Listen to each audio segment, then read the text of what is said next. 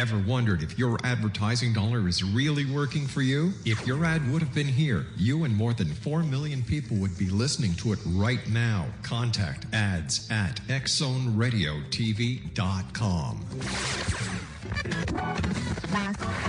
All Hit Radio.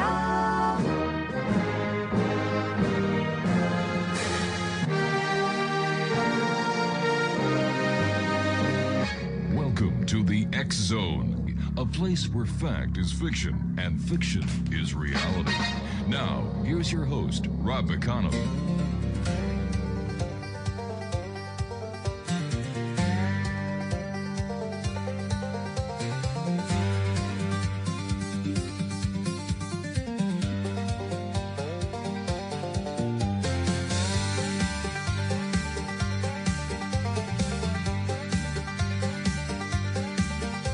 July 47 in the desert heat, a rancher found strange wreckage scattered at his feet. Silver like no metal anybody knew, whispers in the darkness said, could it all be true? From the skies above old New Mexico, something crashed where the cold winds blow. Roswell nights still call our name, and the world has never been the same. Roswell, secrets in the sand, questions buried by the hands of power, silence, fear, and lies. Still we search the midnight skies. Roswell, echoes never die. Truth keeps shining from the sky, from the desert floor to eternity. Roswell lives in mystery.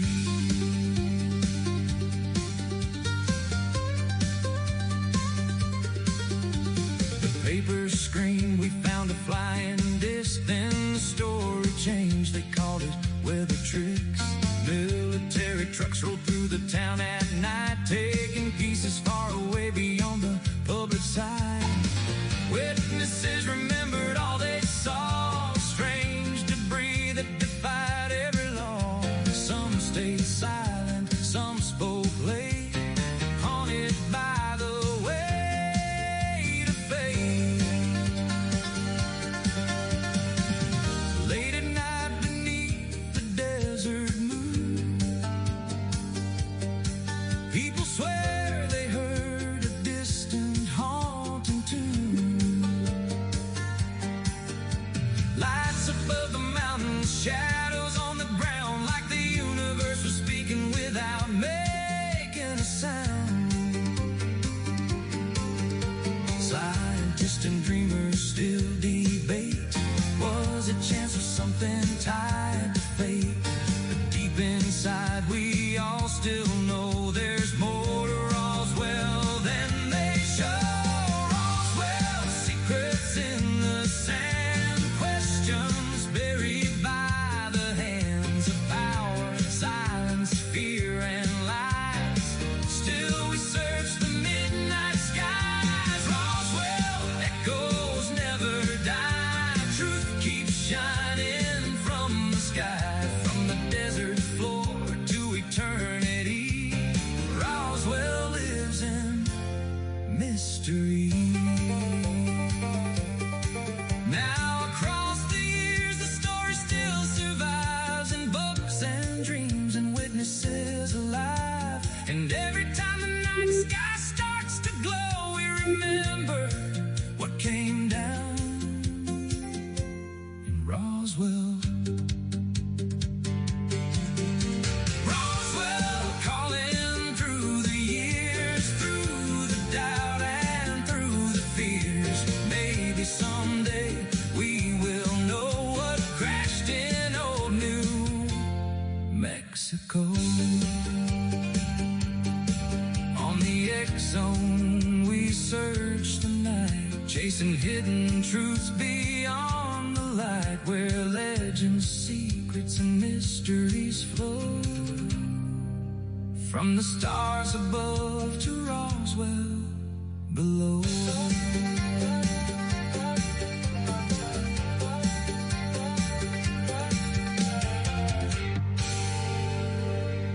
And welcome to the X Zone, everyone. I am Rob McConnell, and we're coming to you from our broadcast center and studios in St. Catharines, Ontario, Canada, right here on the Talkstar Radio Network, CanCom Broadcast Network, and your hometown radio, Classic 1220 CFAJ AM, streaming us at classic1220.ca.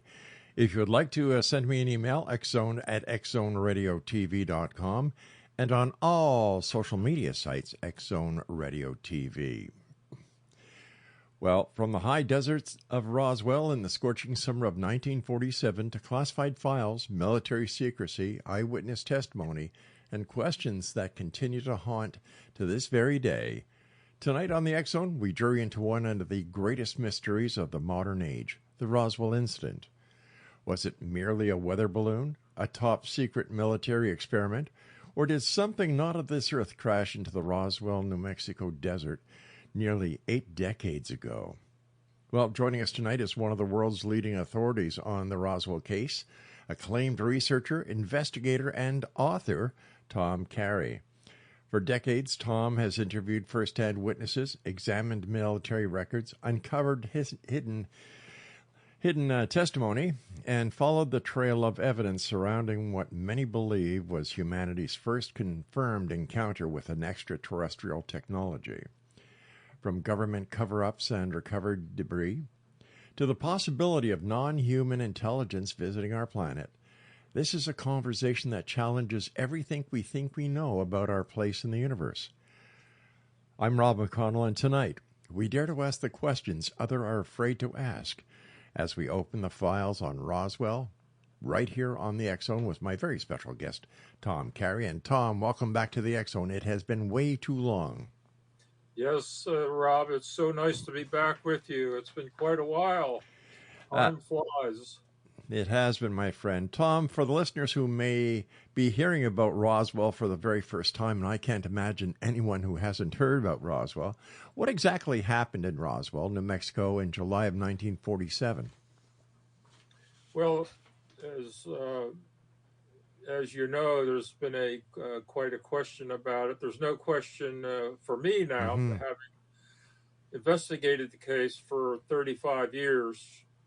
But what we believe happened was that on July the 2nd, late in the evening of 1947, a craft of unknown origin, extraterrestrial, was blown apart, whether it was an internal explosion or an external explosion, something like lightning or radar interference, something.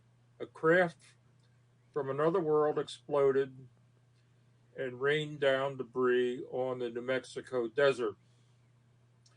The rancher named Mac Brazel went out to see what was going on his sheep ranch the next morning, which was July the 3rd, to see what had happened, because the night before he had heard a muffled explosion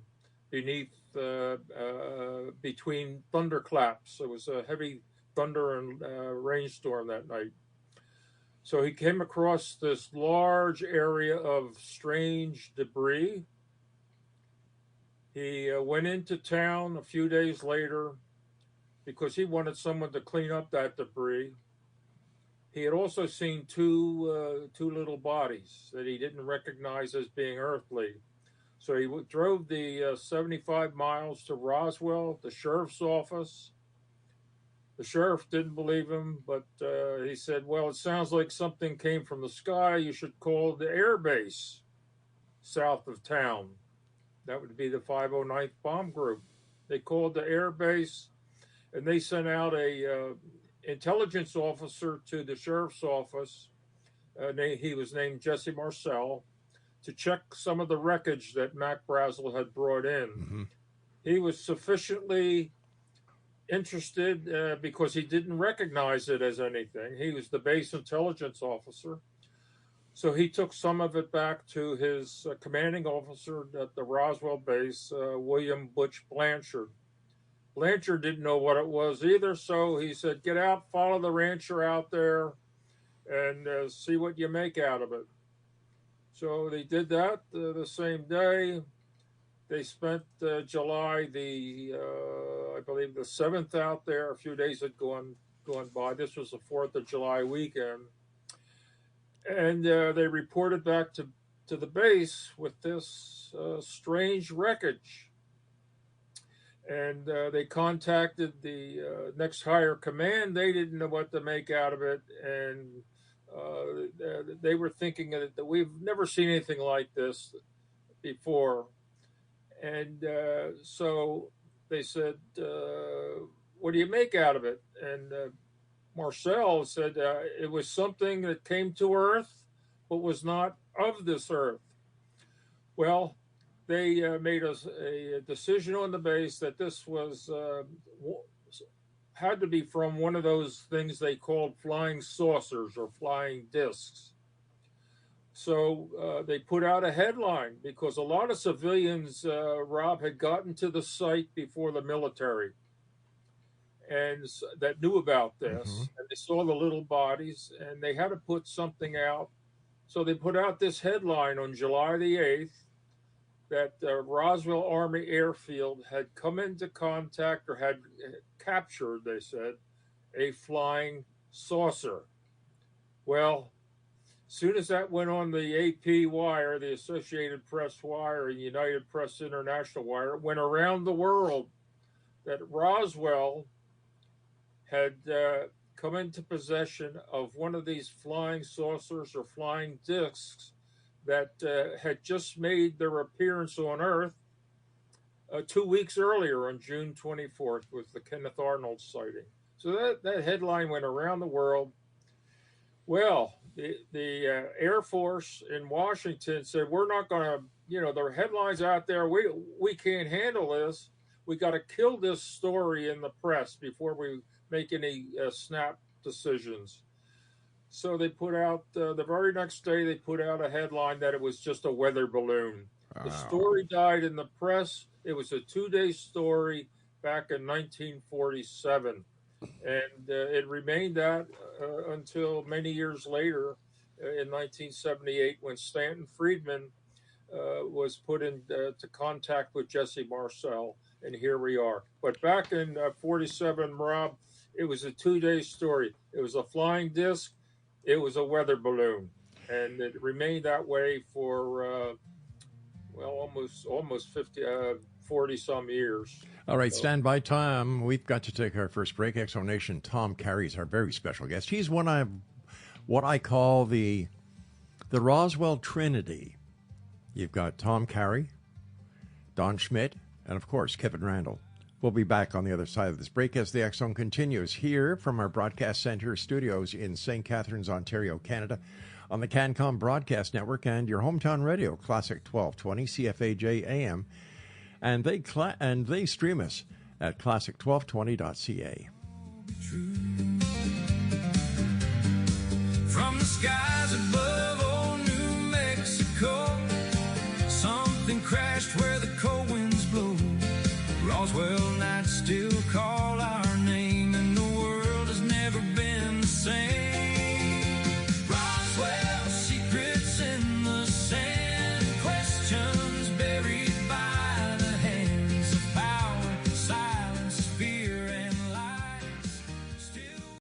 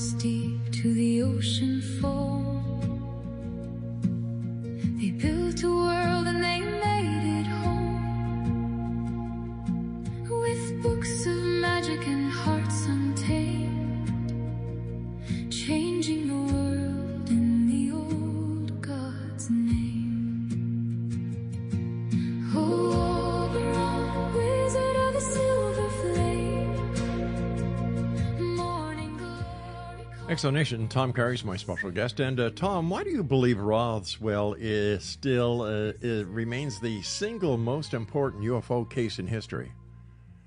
Well, it is, Rob, and the reason is it's several-fold. It's the best UFO case ever. I know when I first came across it in 1980 with the Roswell Incident book, the case has, it's not lights in the sky, it's not just a close encounter or something like that. It's the recovery of nuts and bolts wreckage. There are bodies. There's a cover-up. There were death threats. There's all sorts of things. Everything that a good mystery has is in this case. And Randall Schmidt and myself, over the years that we've investigated this case, we have located several hundred first and second-hand witnesses. Now, I ask you, Rob, how many other UFO cases have that many witnesses? We also, among those witnesses, we have 30 deathbeds, Rob, 30 deathbed confessions. How many other UFO cases have 30 witnesses, let alone 30 deathbed confessions? None that I'm aware of.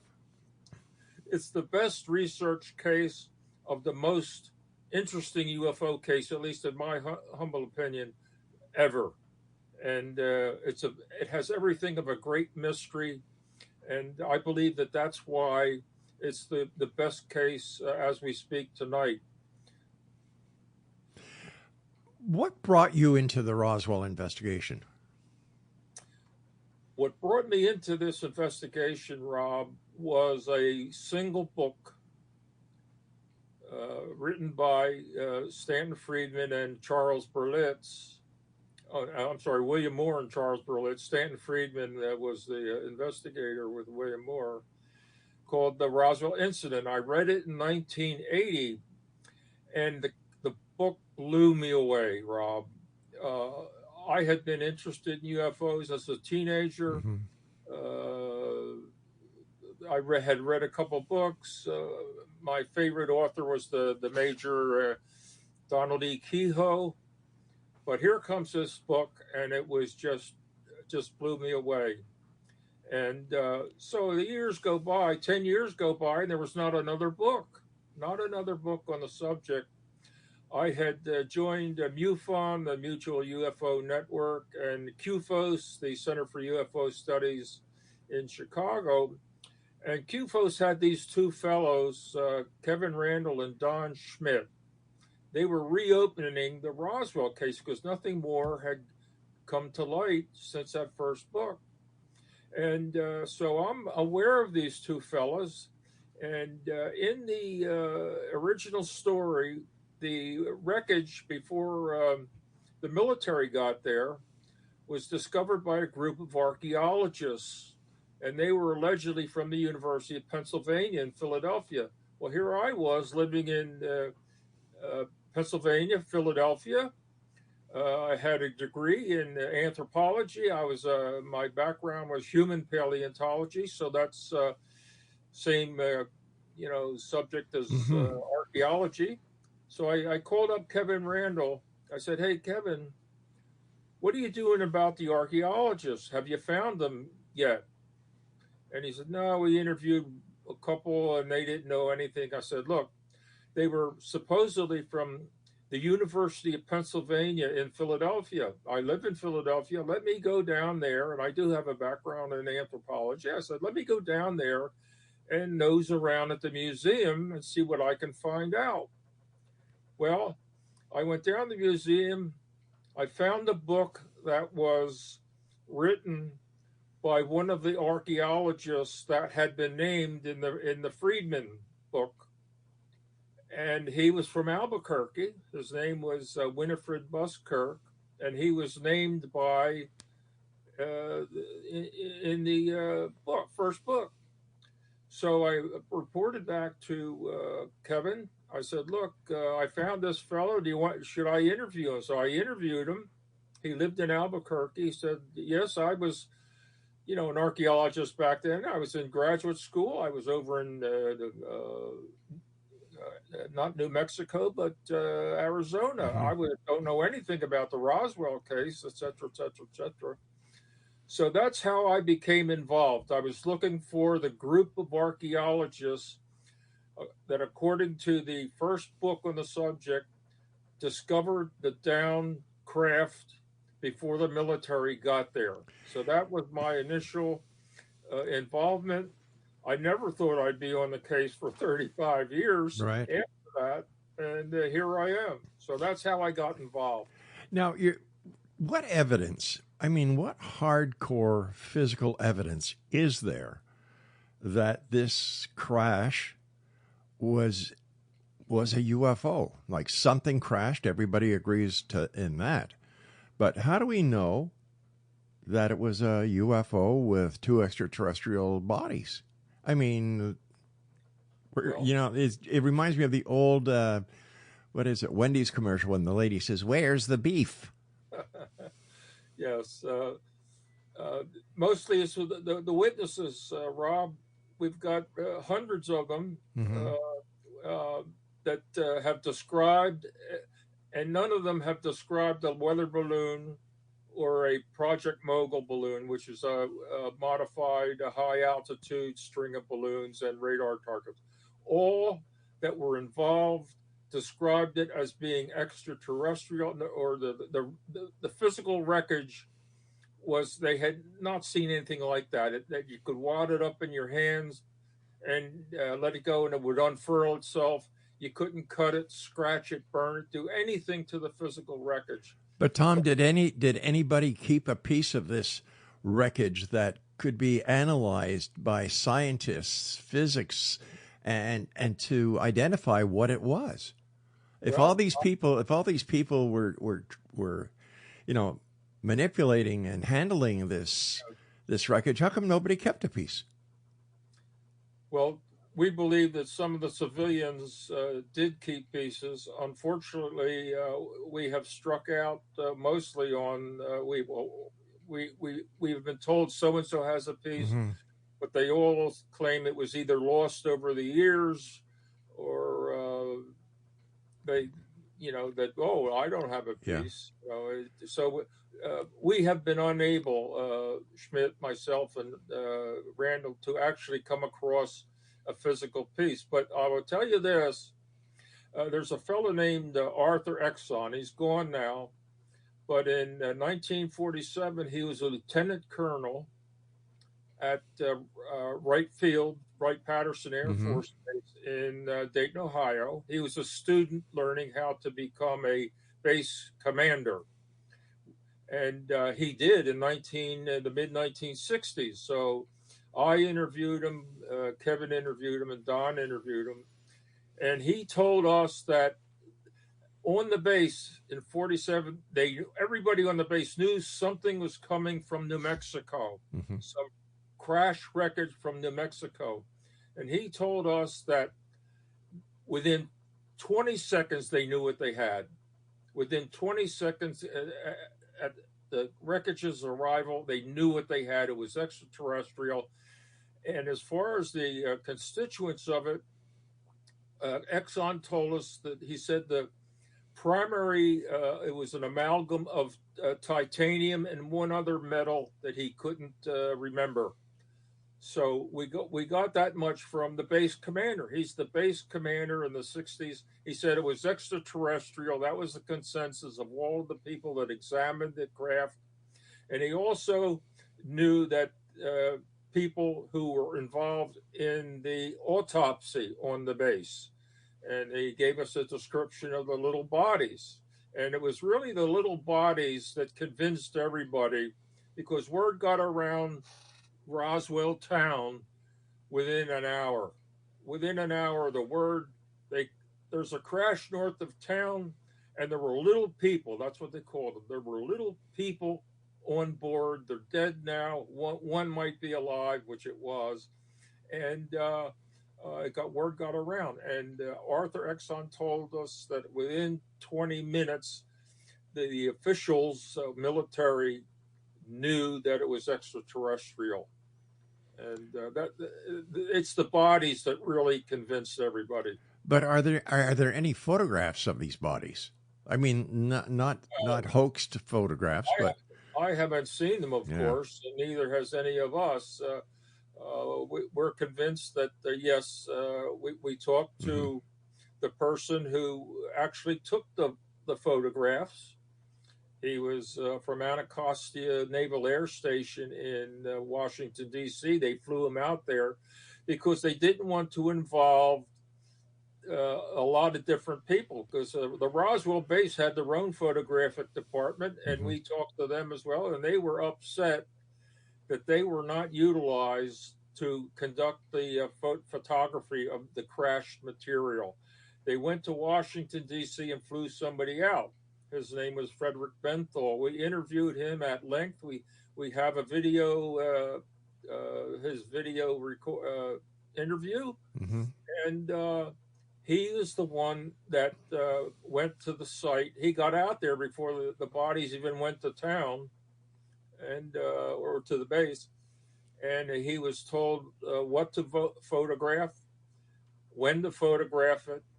And when he was done, they took his camera, so he never had possession of the photos. They were taken by the officials.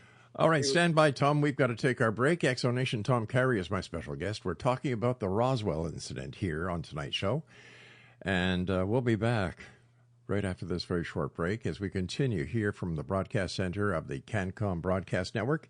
And you're listening to us on your hometown radio, Classic 1220, CFAJ AM, here in St. Catharines, Ontario, Canada, streaming us at classic1220.ca. We'll be back. Don't go away.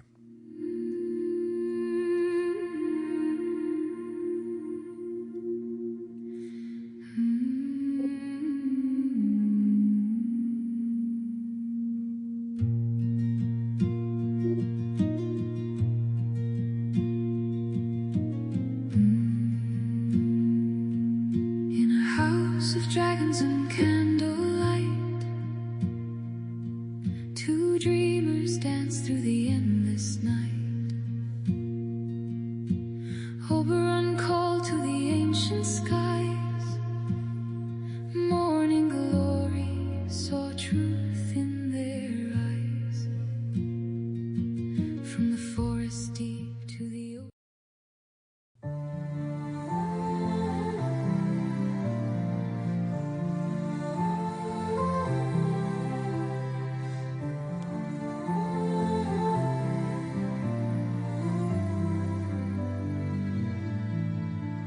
In the twilight's hush, where shadows whisper low, a silver glimmer streaks across the sky, aglow with a haunting melody. The air begins to thrum, an echo of the wonders that from beyond have come. Celestial encounter as the stars align, a tapestry of wonders woven through space and time. From the void of darkness, a chorus sings so bright, mysteries unfolding in the velvet night. Tom Carey is our special guest, one of the three top noted Roswell investigators, along with Kevin Randall and Don Schmidt. Something that you said caught my attention, where you said that Brazel saw the craft, saw the bodies. He went in to get the sheriff, and this is 2 days later. Why didn't he take one of the bodies with him, especially when it was said that one of the ETs, if they were ETs, was still alive? Why did he leave a dying ET in the middle of the desert? Well, there were two body sites, Rob, and the body site that he saw, they were both dead. There were two bodies that had been blown out of the ship when it exploded, they fell to earth and their demise 2.5 miles from his ranch. And so those were sort of the two bodies he saw. Okay. There was a third site that we call the impact site. When the ship exploded, the inner cabin or an escape pod of some sort continued aloft for another 35 miles, coming to rest just north of the town of Roswell. In that inner cabin, which withstood the explosion, were three beings. And the key witness to that site was a fireman. His name was Dan Dwyer. He worked for the Roswell City Fire Department. He got out there to the site. When the phone call came in, he went out in a truck, and he saw two dead and one still alive and sort of stumbling around. So that's how we know about there were 5 bodies, 2 at the one site, 3 at the other, and 1 was alive. And I have to say this, Rob, we have interviewed many people who were involved in the recovery, and military people that were out at the sites cleaning up the sites. They all said that the wreckage was like nothing they had ever seen before. And a number of them said, oh, by the way, there was one still alive. There was one still alive. So based on the testimony of many people, that's how we came to the conclusion that there were 4 dead and 2 alive. And they were at 2 sites. Brazel only saw the one site that was close to his ranch, and there were 2 dead there. So that's what's interesting, Rob, is that one of the witnesses, his name was Earl Fulford, he described what it was like out there to try to pick up this stuff and put it in a burlap bag. That's what they were told to do. Pick up anything that's not natural and put it in the burlap bag. So what he said, well, what happened was he would pick up a piece of wreckage and drop it in the bag, but it wouldn't fall to the bottom of the bag. He had to physically place it all the way down into the bottom of the bag himself, because it would just sort of float there and not fall down into the bottom. So that was sort of like something new that we had not heard. Most of them just said, well, it was this strange metal that was very thin. You could bend it and squash it and squeeze it and turn it, and and it would go back to its original shape. We don't know what that was, and but that's what most of the wreckage was. And as far as the bodies, that's how. And so Brazel, this was the 4th of July weekend, and so that's why the crash was on the 2nd.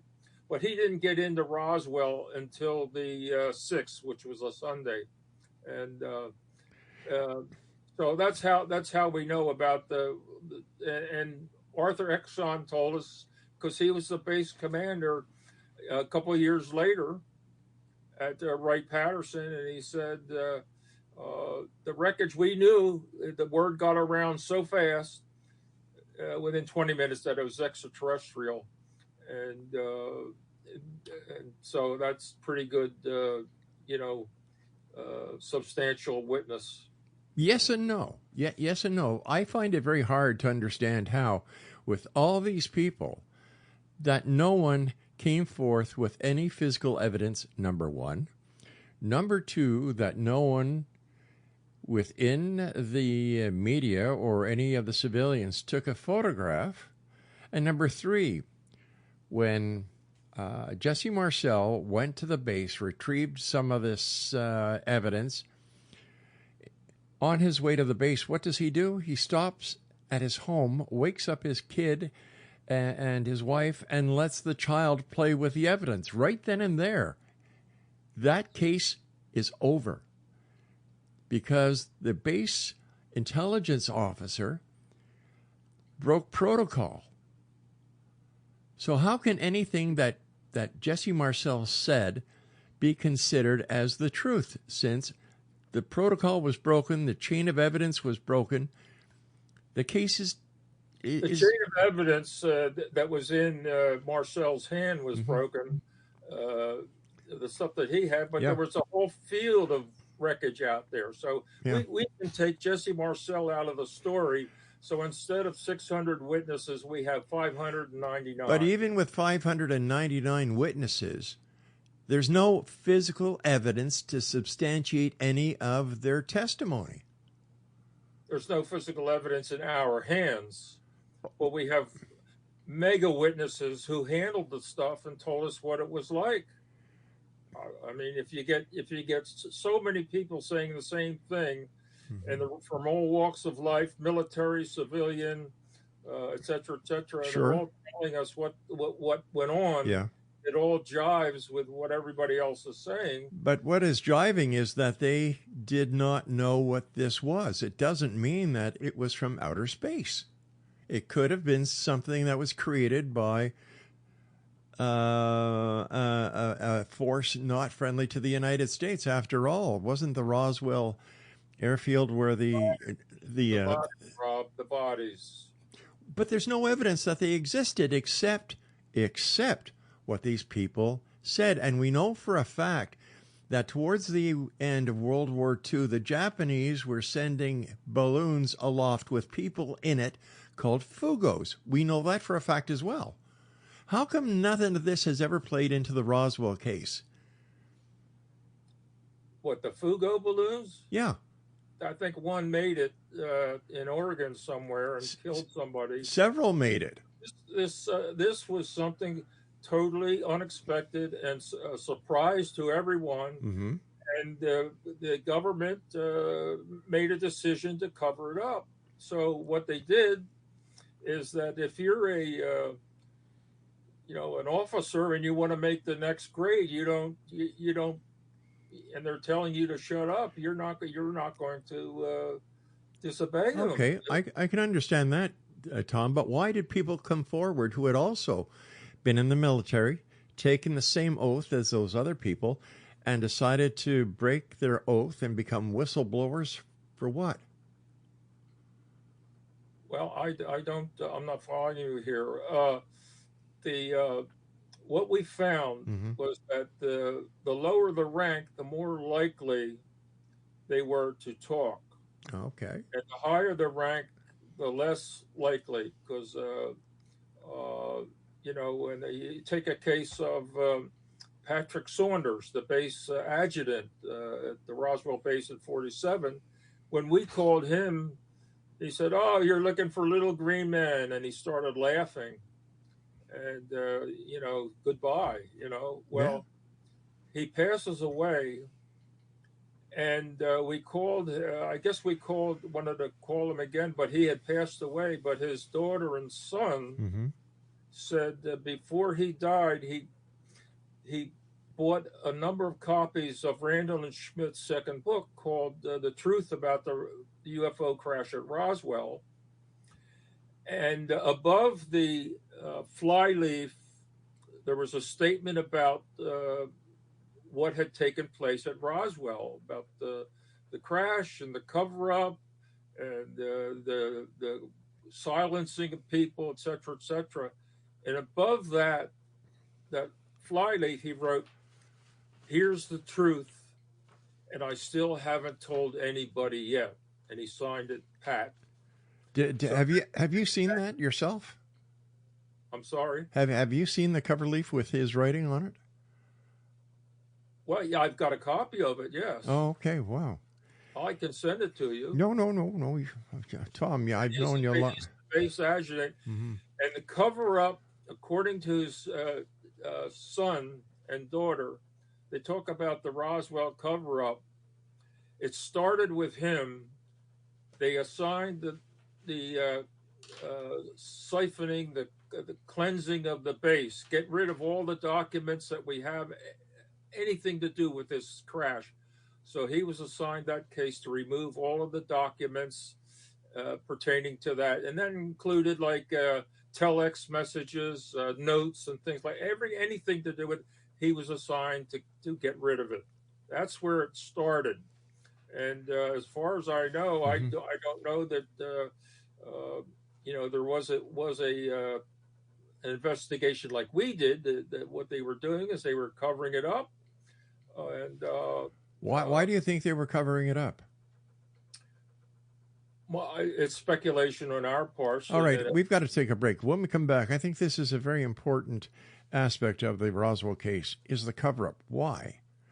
You and I will be back on the other side, Tom. Please stand by. And Exo Nation, if you would like to find out more about Tom Carey, just Google his name. And Tom, you and I will be back. Interesting case. It is a puzzle.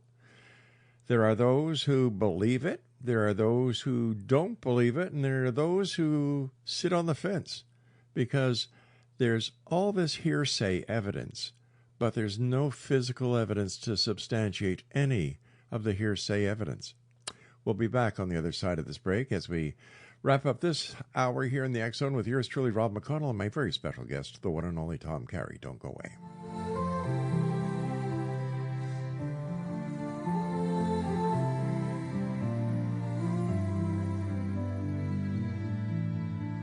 In the twilight's hush, where shadows whisper low, a silver glimmer streaks across the sky, aglow with a haunting melody.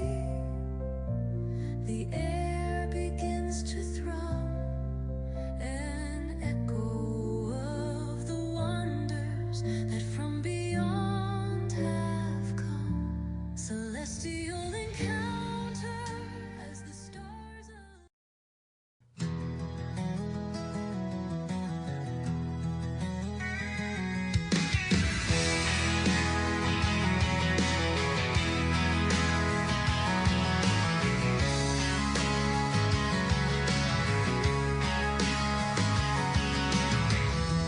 Late night signals whisper through the sky, stories of the unknown drifting by, from shadows deep to stars above,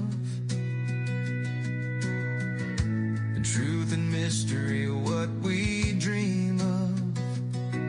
From a humble start on AMR, a voice in the night reaching everywhere. St. Catherine's heard that distant tone, Rob McConnell's voice, the X Zone. Through the years, through the miles, through the questions and the trials. Now we're back on 12:20 a.m. Classic sound, it begins again. CFAJ, your hometown radio, where the truth and the strange still flow. From Ontario skies to the great unknown, with Rob McConnell on the X Zone. Welcome back, everyone. Tom Carey is our special guest this hour, and we're talking about the Roswell incident. What really happened at Roswell? We have all these witnesses that, Tom has interviewed, Kevin Randall has interviewed, Don Schmidt has interviewed, Stanton Friedman interviewed as well. But when it comes to the physical evidence, there isn't any. Well, there isn't any that the civilian investigators have access to, but allegedly there is evidence within the military that was taken from Brazos Ranch and a second crash site brought to Wright-Patterson Air Force Base, where it was held and who knows, may still be there. But the part of the scenario that I have a problem with is, why was there a cover-up? Rob, I'd just like to address the hearsay Sure. evidence. To an investigator, it's here, you're talking to somebody. The investigator was not involved in the case himself. To interview someone who was actually involved and handled the material, like Frederick Benthal, his is not hearsay evidence. He was the one that took the photographs. So we have him on videotape. That's not hearsay evidence. To me, as an investigator, yes, I was not there. I did not handle it. So when you're investigating a historical case, I mean, you can say that about any historical case. Well, You're not involved, but you're interviewing people who were. Well, To when us, as a former police officer and police investigator, if I was to take this case and if I was to interview somebody, I would do it as a legal deposition. And did he sign a legal statement saying that, yes, this, to the best of his knowledge, is a fact, is true? what? Who? Benthal? We have a video. We have him on video. He doesn't have to sign anything. But just because he's on video doesn't mean he was telling the truth, does it? Well, you can say that about anybody. You Well, can say that about anybody. This is not a legal case. This is not a legal case. It's a historical case we're trying to reconstruct. We do have a number of affidavits that are signed by people who were there, were involved. There are a number of affidavits. I just don't have them right at my fingertips. You know? Oh, okay. So let's get back to my question. Why the conspiracy? Why the cover-up? Well, of course, the crash occurred in 1947. World War II was over for 2 years, but we knew who our enemies were, and the Cold War was beginning. And this is speculation. You know, this is speculation. Right. But they didn't want the technology that they were trying to learn from the crash to get to the Soviet Union. Basically, that was it. The Cold War was beginning. They didn't want the Soviets to learn the technology that they hoped to learn from the crash, and things like some of the wreckage were fiber optics, especially the memory metal that was in indestructible, things like that. So this is speculation, and so they covered it up, and it's been covered up since. And over the years, people wonder, why is there a cover up now? But once a cover up gets going, it's very hard to not keep it going, because you don't want to make waves. You want to get to the next grade level, something like that. So, and you know, that's my estimation. And I'm guessing that Ed and Randall have something similar. Oh, okay. I still can't understand, after all these years, if there is evidence that is held by the U.S. government, or if there are other crashes around the world where other governments are withholding the evidence of the actual case. I don't know about other crashes. Okay, but I'm not finished yet, Tom. What I'm trying to say is that if anybody wanted to bring down greater questions on the credibility of the United States government, all they would have to do is hack into a government computer and do a data dump of everything the government has on Roswell. To the best of my knowledge, this has never happened. Well, I'm not a computer or electronic expert. I am a gumshoe investigator. I don't know about those sorts of things, Okay. about data breaches. I just don't know. And okay, 50 years later, since 1947, what harm would it do that if in fact this evidence is there, for the government to say, listen, you were right, Roswell did have an ET connection? the people would wonder what else they're covering up. That's what would happen. Okay. So here we are in the year 2026, with all our great technology, with all our great ability to investigate beyond our greatest hopes. People are still making claims of seeing flying saucers automatically because they can't identify it. It has to be a UFO from outer space. and there's still no evidence except hearsay evidence.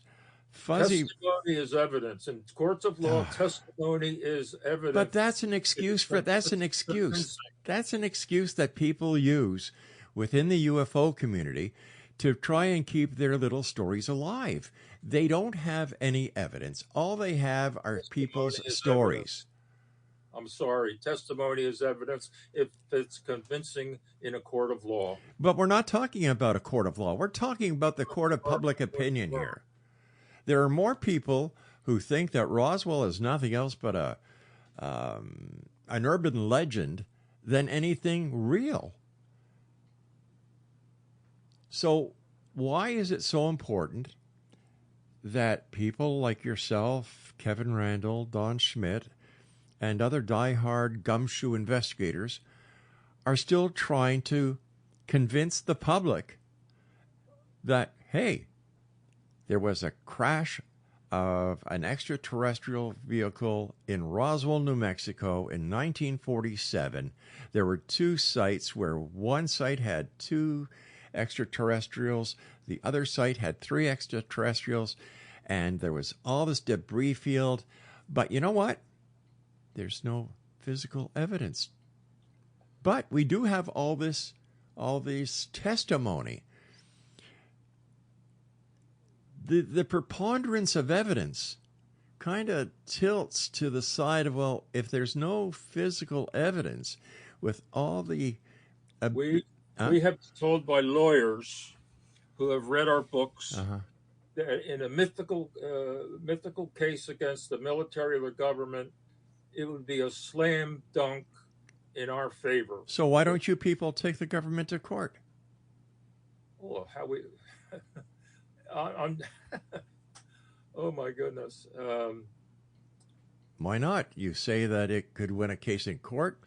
Why not get this case in front of the courts to have the government release all the information? How come none of this interesting information has ever gone before Congress during the congressional hearings? The one word you don't hear in these hearings is the word Roswell. And in my humble opinion, the reason you don't hear the word Roswell at these hearings is because they have no answer for it other than the ones that we have been putting out in our books. They have no response for it. They know it's true, and they don't want to open that can of worms like, oh, they've been lying to us for 80 years. What else are they lying to us about? But that's just a theory. Well, you asked me, and I gave you my theory. Okay. I just find it amazing after all these years that when it comes to UFOs, there's a lot of hearsay, but there's no physical evidence. It's hearsay in our position. It's not hearsay for those involved whom we have interviewed. They were there. They were involved in the recovery. They took the photographs. They were threatened, and there's just hundreds of people like that we have interviewed, and not one of them has. Oh, I take it back. There was one that said it was a balloon, and his name was Edward Barraclaw. He was a lieutenant colonel on the base. We called him up, and he said, "Oh yes, it was a weather balloon." I said, "Oh my goodness." He says, "Yeah, I just got off the phone with a guy named Carl Flock." Oh, well, that was the only one who said it was a weather balloon. Carl Flock was a arch anti-Roswellian. So, do you mean Cal Korff? I'm sorry. Do you mean Cal Korff? No, Carl Flock. Oh, Carl Flock. Yes. Oh, okay.